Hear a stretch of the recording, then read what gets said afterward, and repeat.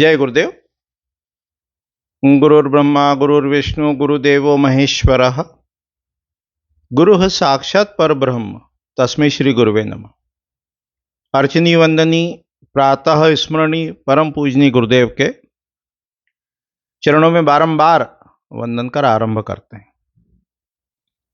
वास्तु के संबंध में जो भी सहज जिज्ञासाएं हैं, शंकाएं हैं, भ्रांति है, उस पर विचार मंथन चिंतन चल रहा है। और इस क्रम में आज अपन शास्त्र के आधार पर यह देखने का प्रयास करेंगे, वास्तुशास्त्र के ग्रंथों के आधार पर यह समझने का प्रयास करेंगे कि क्या वास्तुशास्त्र के ग्रंथों में तत्व का वर्णन है, और यदि है तो कितना है, कितने अध्याय में, कितने श्लोक में है, किस ग्रंथ में है। इसको थोड़ा समझने का, देखने का प्रयास करेंगे। एंटी एलिमेंट की तो चर्चा अपन नहीं करेंगे, पर जो तत्व हैं जिसको अपन भूत भी कहते हैं, महाभूत कहते हैं, पंच महाभूत, आकाश है, वायु है, अग्नि है, जल है, पृथ्वी है, क्या इन तत्वों का वर्णन जैसा आजकल थोड़ा प्रचलन में आ गया वैसा वास्तुशास्त्र के ग्रंथों में है क्या? यदि है तो कहां है? तो इसमें वास्तु के जो मुख्य ग्रंथ हैं, मानसार है, मयमत है, मनुष्यालय चंद्रिका है, राजवल्लभ है, सम्रांगण सूत्रधार है, विश्वकर्म प्रकाश है, अग्नि पुराण है, मत्स्य पुराण है। इन ग्रंथों के आधार पर अपन उसको समझने का, देखने का प्रयास करेंगे। तो जो वास्तु में अपने को 32 प्रकार का पदविन्यास मिलता है, वो ये जितने अपन ने नाम लिए, इन ग्रंथों में से मानसार में मिलता है 32 प्रकार का पदविन्यास, और मयमत में मिलता है।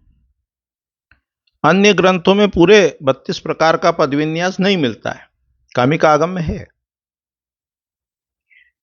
विश्वकर्म प्रकाश ग्रंथ में अपने को 64 पद वास्तु मिलेगा, 81 पद वास्तु मिलेगा। राजवल्लभ में और ज्यादा मिलेंगे, 49 पद का भी मिलेगा, 144 का मिलेगा, 100 का मिलेगा। विश्व प्रकाश में भी अध्याय 6 में 100 पद वास्तु का वर्णन है। राजवल्लभ में और ज्यादा प्रकार के पदविन्यास बताए गए हैं, पर उसमें जैसा ये प्रचलन में चल रहा है कि ईशान में जल तत्व, और आग्नेय में पृथ्वी, आग्नेय में अग्नि, नैऋत्य में पृथ्वी, वायव्य में वायु, मध्य में आकाश, इस प्रकार का डिस्क्रिप्शन अपने को प्राप्त नहीं होता है। विश्वकर्म प्रकाश में नहीं है, विश्वकर्म प्रकाश में नहीं है, राजवल्लभ में नहीं है।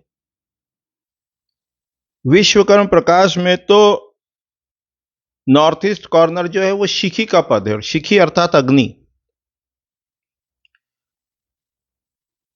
अपने को जो वर्णन मिलता है तत्वों का वो मानसार में मिलता है, थोड़ा सा एक श्लोक, वो भी भिन्न है, और मयमत में मिलता है।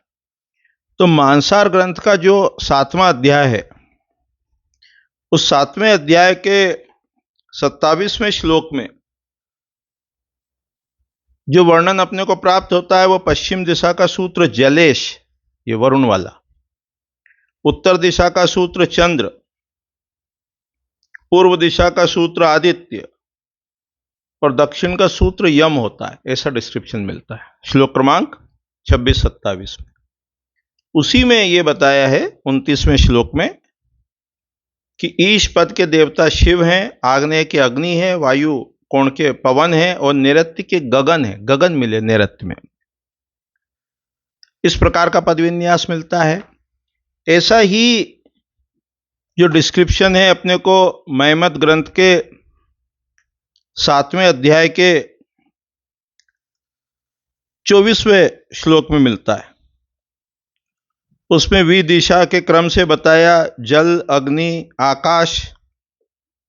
अब ये जो गगन दे दिया ये नैऋत्य में चला गया, और पवन ये वायव्य में गया, और पृथ्वी मध्य में चला गया। इसके अलावा अपने को तत्वों के संबंध में जैसा प्रचलन में है वैसा वर्णन शास्त्र में नहीं मिलता है। और जो मिलता है महिमत ग्रंथ में, मानसार ग्रंथ में, वो भी उस क्रम में नहीं मिलता है। तात्पर्य क्या है कहने का? तात्पर्य यह है कि वास्तु में जब भी अपन प्लानिंग करेंगे, प्लेसमेंट करेंगे, तो जैसा शास्त्र में वर्णन किया है, किस वर्ण के लिए, किस प्रकार के हाउस की फेसिंग के लिए कैसी प्लानिंग करना, उसका वर्णन मानसार में, महिमत में दिया है। उसके अनुसार प्लानिंग करना चाहिए।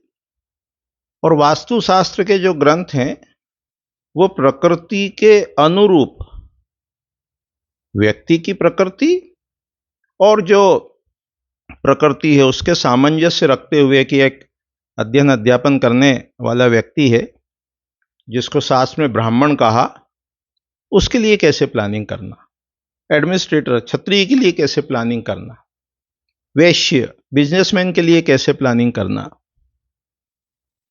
शूद्र कह लो, सर्वेंट्स कह लो, फोर्थ क्लास कह लो, उसके लिए कैसे वास्तु के अनुसार प्लानिंग करना कि प्रकृति की पोषणकारी शक्तियां उसको प्राप्त हो, नेचर उसको जो है वो कोऑपरेट करे।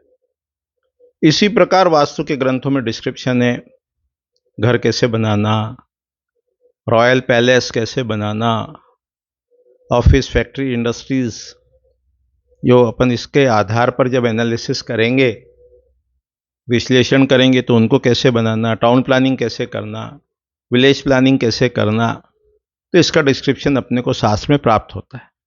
उसको अन्य समय विचार करेंगे।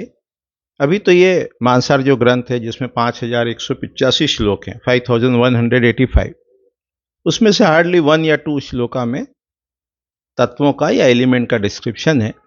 बाकी कहीं ऐसा कुछ प्राप्त होता नहीं है, अभी हमारे देखने में नहीं आया। महिमत ग्रंथ है, उसमें 3300 श्लोकाज हैं, उसमें हार्डली 1 और 2 श्लोका जो हैं वो इस प्रकार से प्राप्त होते हैं। अभी इतने ही कह के वाणी को विराम देते हैं। आगामी पाठ में विषय को और आगे बढ़ाएंगे और कैसे धीरे धीरे ये भी देखेंगे प्लानिंग कैसे करना, पद विन्यास कैसे करना। अभी तो जो सहज जिज्ञासाएं चल रही हैं उनको एक एक करके देखने का, समझने का प्रयास कर रहे हैं। और ये जो ग्रंथ है ना जिसके अपन नाम लेते हैं, मानसार है, महिमत है, मनुष्यालय चंद्रिका है, राजवल्लभ है, विश्वकर्म प्रकाश है, सम्रांगण सूत्रधार है, अग्नि पुराण के अनुसार वास्तु है, मत्स्य पुराण के अनुसार वास्तु है, ये सब अपन अपने सदस्यों को उपलब्ध कराते हैं और उनको पदविन्यास कैसे करना वो भी बताते हैं। तो जो भी सदस्य बनना चाहे वो सब इसको सदस्यता ग्रहण कर लाभ ले सकते हैं। अभी इतने ही कह के वाणी को विराम देते हैं। जय गुरुदेव, जय गुरुदेव।